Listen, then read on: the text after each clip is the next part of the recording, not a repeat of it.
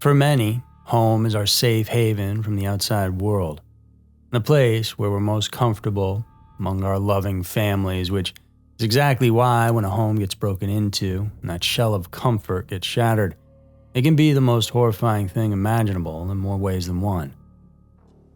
Here are 5 terrifying and strange home invasion stories. Number 5. Tatsuko Hirakawa. In Fukuoka, Japan, there was a man who was convinced he was the victim of repeated burglaries. In the beginning, he thought he was going crazy. A stack of turkey here, a soda there, just gone missing from his fridge. But then he began paying more attention, and over the course of a couple months, he was certain that somebody was taking food from him.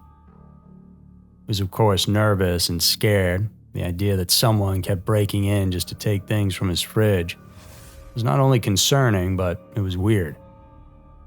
Intent in capturing the burglar, he installed security cameras to capture the thief, but what he actually caught surprised him even more. And his camera was set up to send the images directly to his phone, and one day, not long after putting it in place, it alerted him that there was someone in his house while he was out. He called the police, who promptly arrived to check it out. They looked everywhere, but couldn't seem to find anyone until finally they opened the closet. And deep inside there, Tatsuko Hirakawa was lying nervously, huddled and curled up on her side. The space was just wide enough for her to lie down. She had snuck in a mattress, and next to her were some empty bottles of soda and food wrappers. The person taking his stuff hadn't been breaking in at all, but living right there beside him the whole time.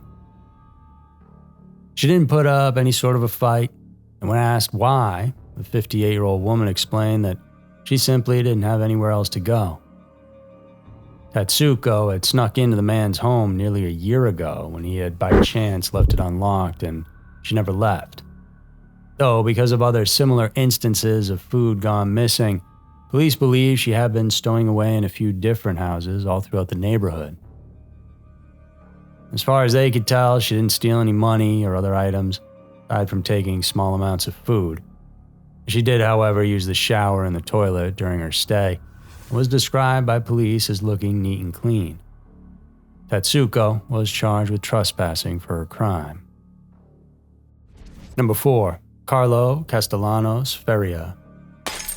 Obsessions are a very dangerous thing, and they can lead a person to do some insane stuff, all in the name of connecting with a person they can't stop thinking about. And take the case of 32-year-old Carlo Castellanos Feria. While he looked like any ordinary valet just working his day-to-day job, he was hiding a dark secret. And that was that he was deeply in love with a woman who worked at the hospital in Washington, D.C., where he parked cars. 35-year-old Michelle Fredenberg Onion had already reported Carlo to the hospital for harassing her on several occasions, even showing up at her church. It wasn't so much what he said, but that she made it clear she didn't want to speak to him, and he just wouldn't stop. The hospital took the necessary steps, and Carlo was then fired from his job. But this only seemed to exasperate the problem. On a Sunday morning in June at 7 a.m., Michelle's boyfriend, who was with her in her bedroom, woke up when he heard something. He wasn't sure what it was, but then he noticed movement near the foot of the bed. He looked underneath, and hiding there was none other than Carlos, just creeping as hard as possible. The boyfriend got into a fight with him, but managed to subdue Carlo with the help of a flashlight handle until police arrived. It's unclear when exactly Carlo had entered the apartment, but Michelle reported she noticed the bed had been moved since Friday. And so it seems Feria was already under her bed for 2 whole days before he was discovered, waiting for a chance to be alone with the woman. Before he had been fired, Carlo had copied the keys for the victim's apartment when she had handed off her key ring to Carlo as a valet. He then snuck inside her apartment and set up a video camera and then hid it under her bed.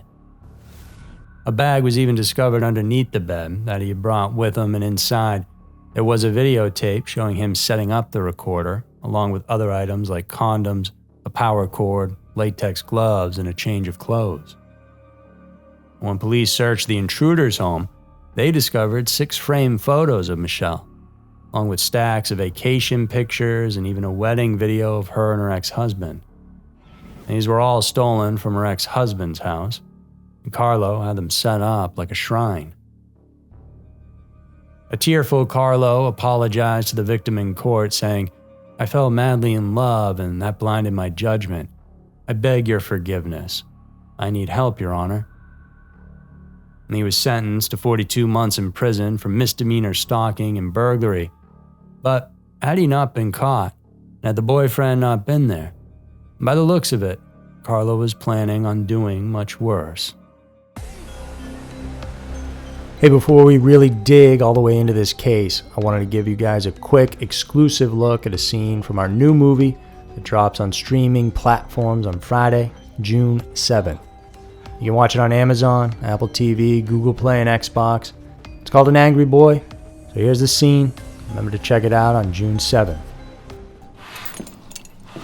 I have tried to make this house a home, time and time again. Now, you kids just don't get it.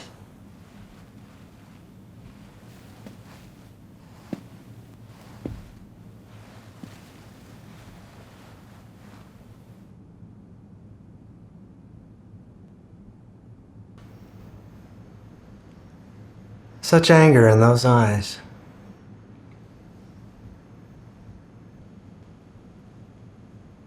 You ever heard of a Spanish donkey, Owen? I've been working on this thing for Mike. It's a little project that may or may not work. We'll see. But what it will do, well, it's this big log. It's cut into a triangular shape, with one of the points facing straight up to the sky. And then a person, in this case, you, is placed right on top of it, legs straddled. You know, like you're riding a donkey. Your arms tied above the head so you can't support your weight. Oh. It hurts on its own, just like that. But here's the messed up part. I put buckets on your feet. And then one by one, I add bricks. And what happens is, see, you ever so slowly start to split open. That bone between your legs, it eventually cracks. And you get pulled down until you get ripped in half. Ultimately. It's fucked up, I know. But if you guys had played ball, I could be much nicer. Number 3, Charles Holden. And this is an insane and tragic story of coincidence. On June 22nd of 1991 in Harrington, Delaware, a factory worker named Charles Holden was on his way home after dining at a fast food restaurant. It was close to midnight when he left, but as he approached his car, a man asked him for a ride, saying his sister was having a baby and he needed to get to the hospital. Holden initially said no, but at the persistence of the man, he finally agreed and let him into his truck.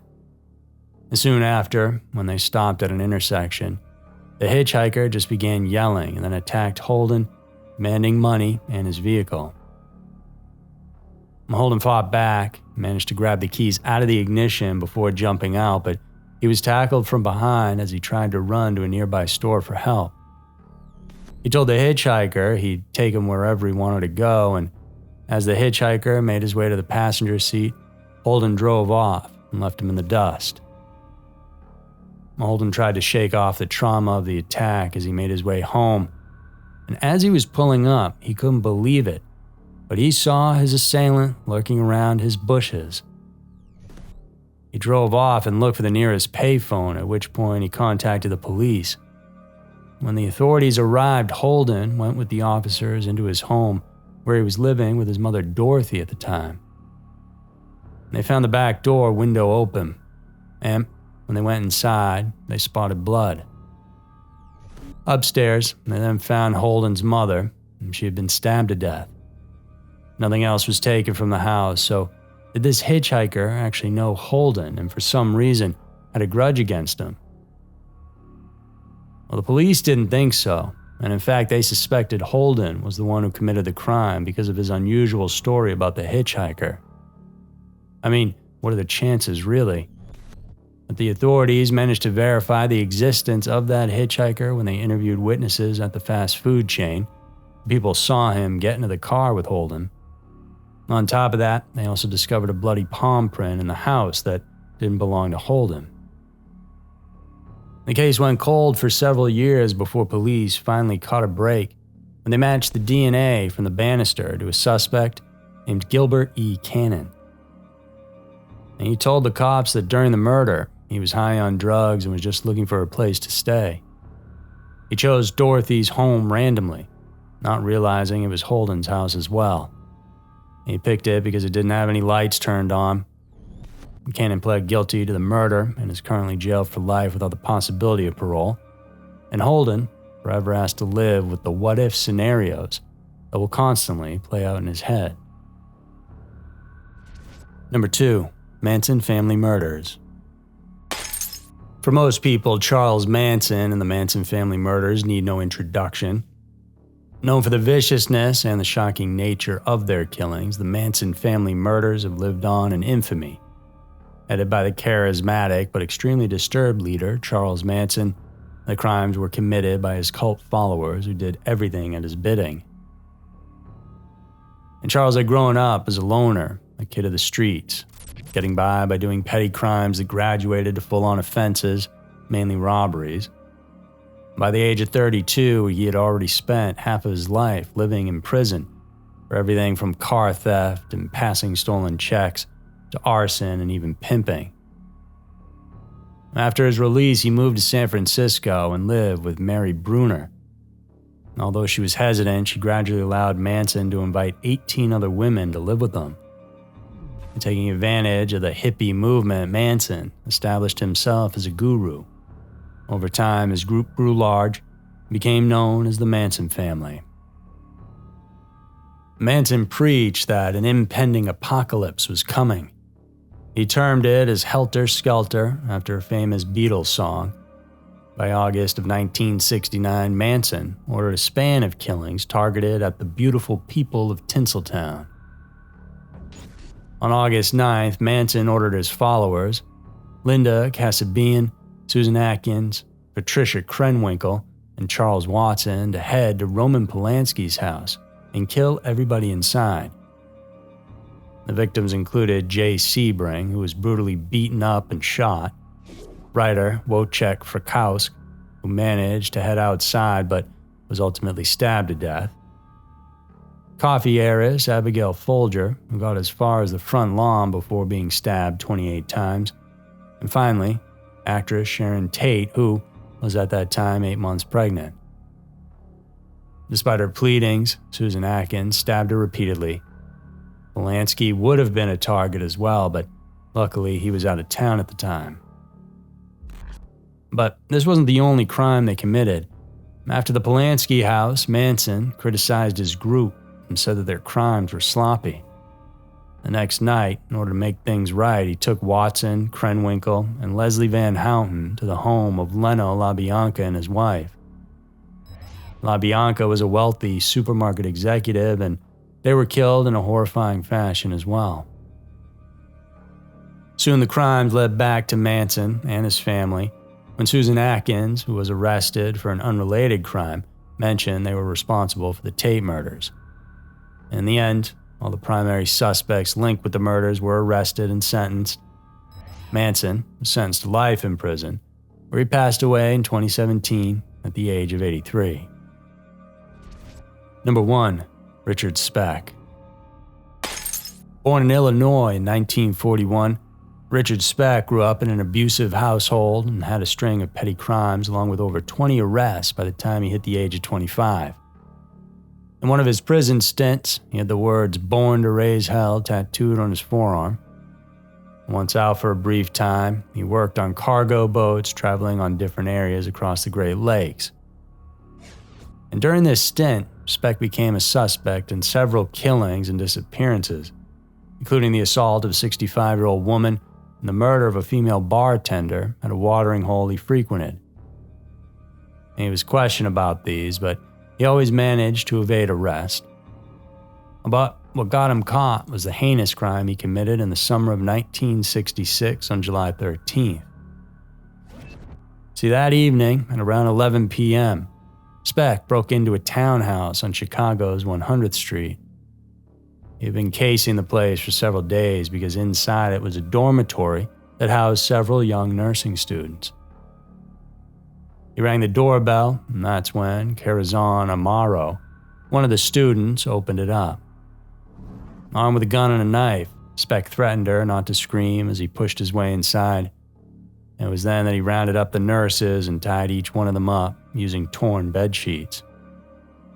Speck was the type of individual who loved the process of the crimes he committed, and with so many women, he was like a kid in a candy shop. According to Corazon, they didn't think Speck would hurt them, so for the most part, they kept quiet and were cooperative. But then one by one, he led them out of that main room, where he would then stab and strangle the women. He would come back, grab another one, and then do it again. And while he was with one of them, Corazon was actually able to slip underneath a bed, and Speck perhaps lost count in his crazed state. By the end of it, he had killed 8 nurses from that room, as well as an additional 3 who had returned home during the assault and found themselves becoming victims. After Speck left, Corazon crawled out of her hiding place and called for help. She was able to describe Speck, including his distinctive tattoo, and soon a manhunt was on. Speck hid out in a junkie motel where eventually he was arrested. For the crimes, he was sentenced to death, but he passed away of a heart attack at the age of 49 in 1991. So there were 5 terrifying and strange home invasion stories. I'm Andrew, and I want to thank you so much for tuning in today. Remember to check out our feature film An Angry Boy, about a teen who goes on a revenge mission against the sadistic cult that kidnapped him when he was a kid, when it becomes available to stream on June 7th on Amazon Prime, Apple TV, iTunes, as well as Google Play and YouTube. You can watch the trailer right now just by clicking on the right. I promise you're gonna love it.